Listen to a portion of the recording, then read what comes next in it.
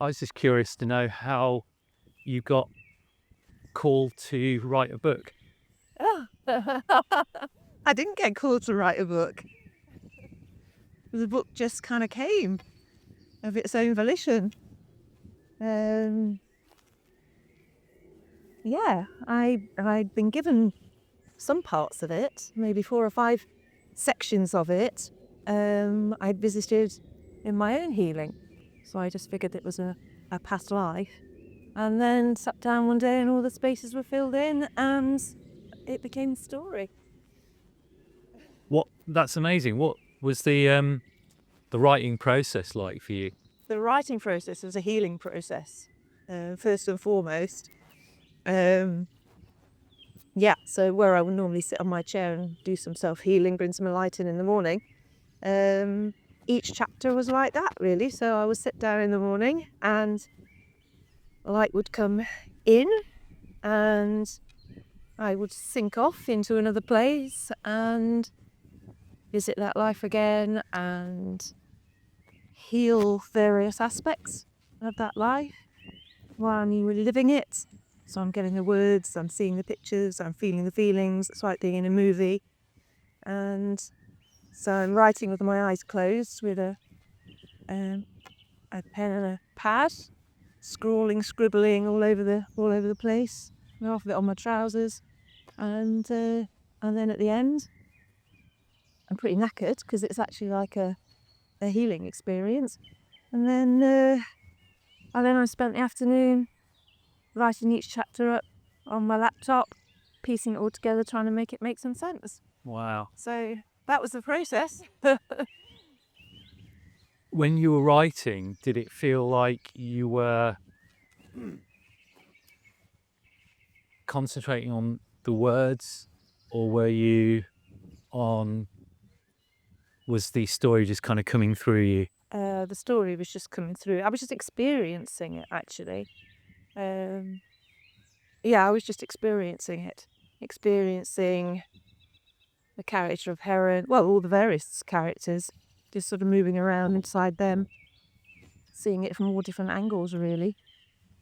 And then I just wrote what I experienced. I kept guessing, say what you see, which is like some catchphrase thing on the telly, isn't it? Some Saturday night programme. Say what you see, say what you see. So I just kept switching off my thinking head and just writing down what I saw on my inner screen. And that was that. Did it teach you anything in the process? It taught me, as I went on, I got better at the process. Sometimes the narrative or the imagery would get stuck. And so I learnt, well, it's like with anything, with meditation, if ever you get stuck, you just got to let go. So it was just a continuous process of letting go. I found my thinking brain would come in and think, wow, that's really exciting, that's really interesting, that ties in with something that happened, a few days ago, and that's really clever. And then that would just halt things because my thinking brain is coming away. So then I would just have to keep dropping that. So I kind of learned a lot about the process. And, oh, blimey, yeah, I mean, in terms of the wisdom and the information and just the power of the truth of what were in the story, yeah, it was just really moving. I mean, it was a huge moving and healing experience. It wasn't just like going down to do the garden in your shed, plotting out something, writing a book with your head and your heart. I mean, my head came in very late in the process.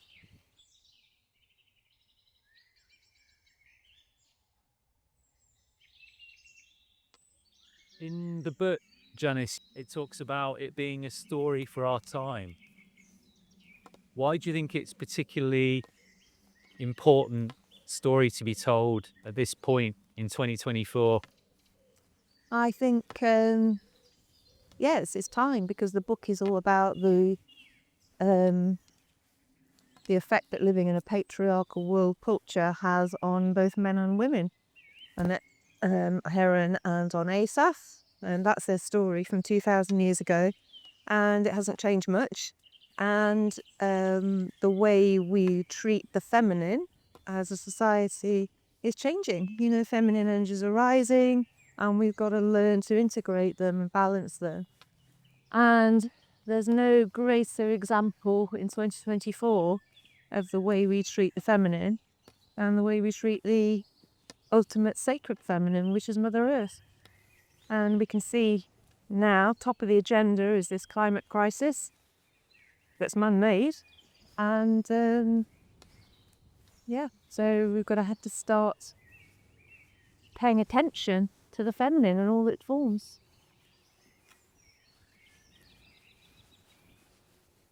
Like water. Like water. The water is Yeah. next to it. Yeah. How can we pay more attention to the feminine in 2024? We've got to learn to listen for it, within and without.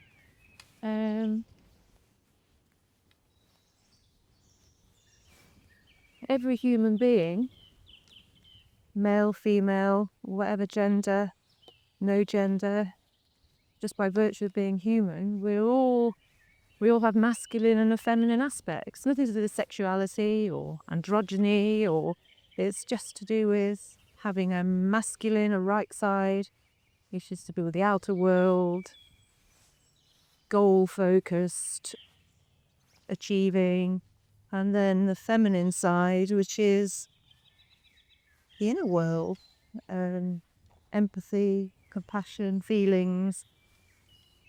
And in most people, they're not integrated, they're not balanced. And as a society, we favour the masculine. We favour this industrial go-getting thing, and we've forgotten this, the flexibility of the feminine, but it's within all of us. It's not like we've got to find it anywhere, we just got to remember it. Because it's not serving men, and it's not serving women, and it's certainly not serving the planet. So yeah, I think listen for it in all its forms. It's very profound. Oh, let's go out sun. The beautiful masculine sun.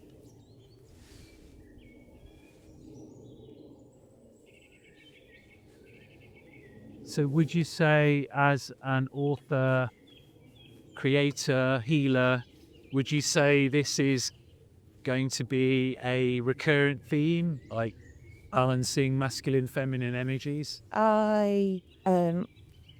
Well, on my spiritual path, it's just been a complete surprise every time you go, and I would never have known I'd be writing a book. I'd never have known I'd have been walking along this canal path talking about it. So I honestly have no idea. It's just an unfolding journey. At the moment, it just feels very relevant. This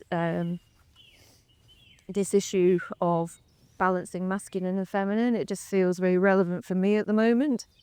And that's all I can do is just go along with that and see where it takes me. But yeah, where it is, you're never going to be shown until you've done the hard yards, and then the next page will turn for you. What do the hard yards mean? For somebody that's maybe watching this that is in turmoil or in a difficult place, what are the hard yards, and what have you been through, and what advice could you offer? I think the hard yards are the times spent in quietude, in meditation, where there's no escaping the parts of yourself that you find difficult. To transform those parts, heal those wounds, it takes dedication. There's lots of tools out there, there's lots of resources, but at the end of your day, you have to get off your backside and commit yourself to your own personal growth and your own journey. Everybody's a little different. I mean, there are lots of common themes along that journey, and there are lots of teachers out there who can help people with that. But make a commitment, have self-discipline, to get on a chair. However despairing you might be that day, that's the day that the meditation will give you a breakthrough, in my experience. Don't be frightened of the fear. To transform it, you have to love it, hold it, love it into transformation. Gone are the days of forcing your way through things. This is the joy of the feminine. You know, the masculine would force through a problem. The feminine will hold it and love it. And it's in that field of holding and compassion, in that feminine field, in my experience. But the healing happens. The transformations take place. For acceptance, knock through trying to overpower it. No, it's surrender. It's all letting go. In fact, I mentioned it earlier with the like the movie script coming in and getting tied up in that. You know, it's all about letting go. If ever you get stuck, think, what have I got to let go? What am I attached to here? What am I holding on to here? And then have the courage to just surrender into your own feminine field of unconditional love. And I can only speak from my experience, but that's my experience.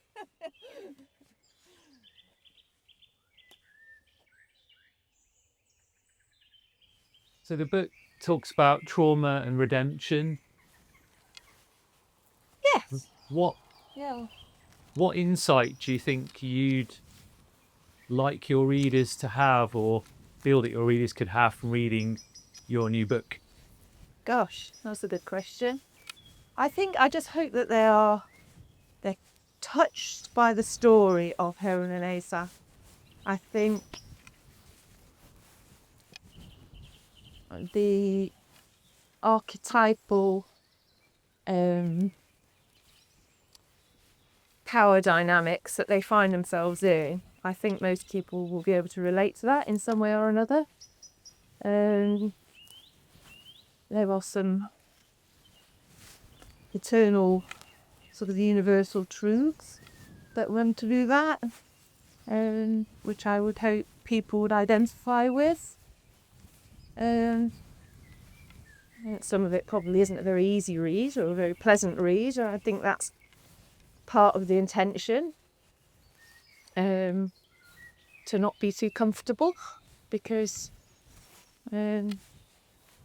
life isn't comfortable. Well, I'll await feedback and and see. Is that a theme in itself? The idea of not getting too comfortable, because life isn't designed to be about being comfortable. Yes, I think so. I think that's very much part of the design of the book. Really, is that it keeps people on edge. It stops you sinking into a comfortable narrative that's warm and fluffy. I mean, this is real. You know, shit happens. You know, bad stuff happens, and we've got a choice as to whether we make decisions that lead to these difficult outcomes, limiting outcomes, fearful outcomes, or whether we choose to come from our graces a bit more and from our higher aspects and choose and see what happens. And would you say the book is, it's obviously an inspirational book. Are there any tools included in the book to help people to navigate some of these challenges?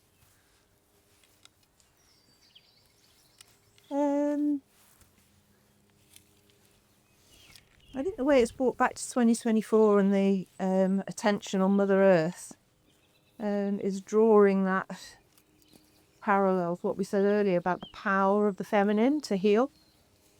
And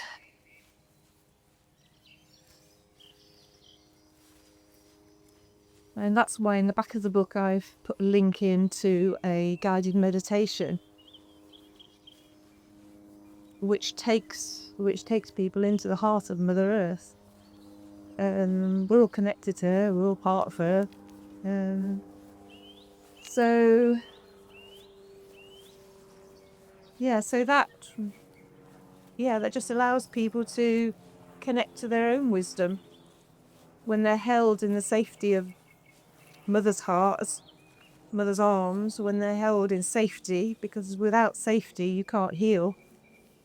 And then it allows their own wisdom to come forward, their own higher guidance to come forward and just show them something that they might need in their life and that will guide them, because ultimately, the best guide is ourselves, our own higher selves. And I really believe that we know what we need to do, we know it, but until we feel safe, we can't access our own wisdom. So that's kind of the point of the guided meditation.